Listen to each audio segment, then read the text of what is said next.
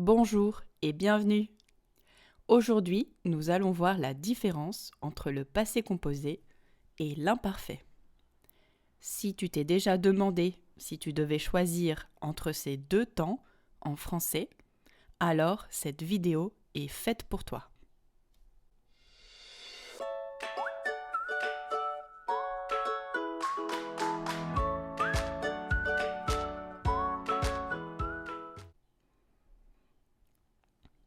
D'abord, voyons quand est-ce qu'on utilise le passé composé. Eh bien, on l'utilise d'abord pour la suite des événements dans un récit. Par exemple, j'ai embrassé ma mère et je suis partie pour l'école. Ce sont des événements qui se suivent dans un récit. On l'emploie aussi pour faire un résumé. J'ai joué du piano pendant 10 ans. C'est le résumé de mon expérience au piano. Et l'imparfait, quand l'utilise-t-on ? On l'utilise dans un récit pour les descriptions. Par exemple, il faisait un temps magnifique. Il n'y a pas d'événement, il s'agit d'une description. Le récit doit continuer avec du passé composé.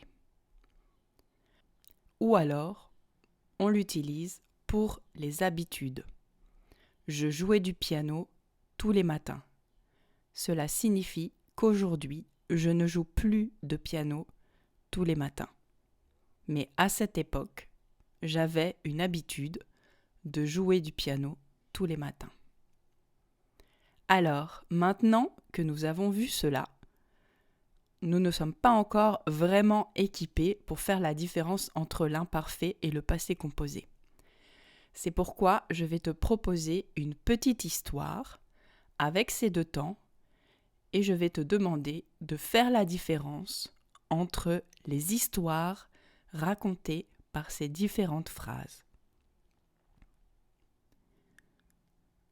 D'abord, la phrase A. Quand je suis descendue dans la cuisine, ma mère a préparé le petit déjeuner. Quelle histoire raconte cette phrase ? Dans cette histoire, on sait que je est un homme.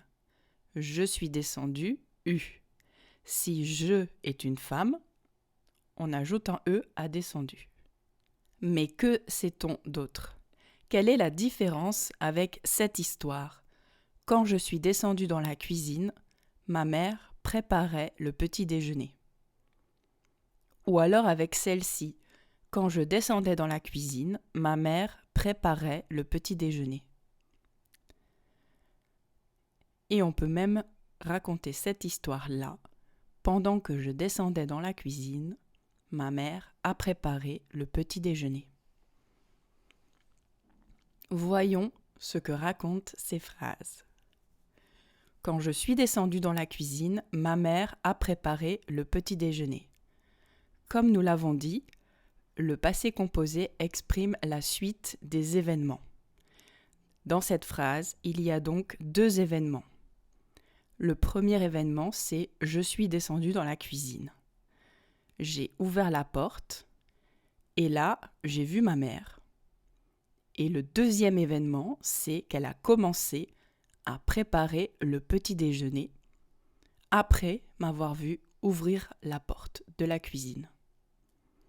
Donc, dans cette histoire, on a deux événements.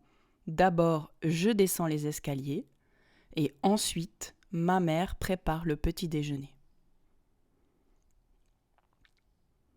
Voyons maintenant la deuxième histoire.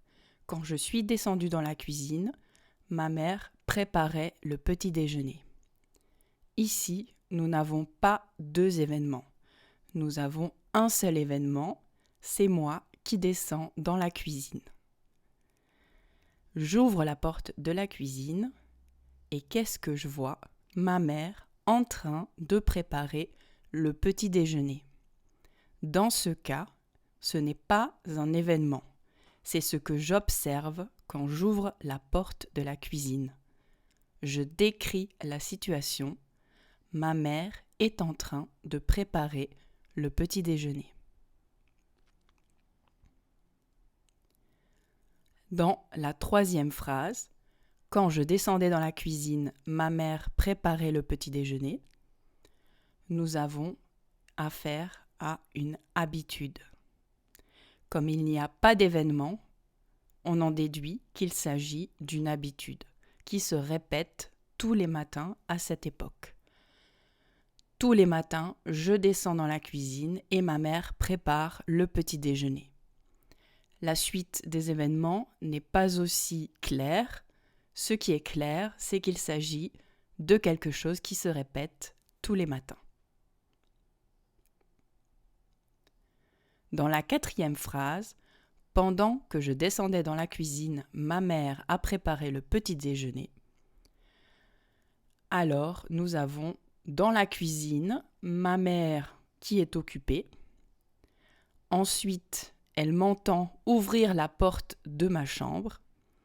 Et à ce moment-là, elle commence à préparer le petit déjeuner pendant que je descends les escaliers.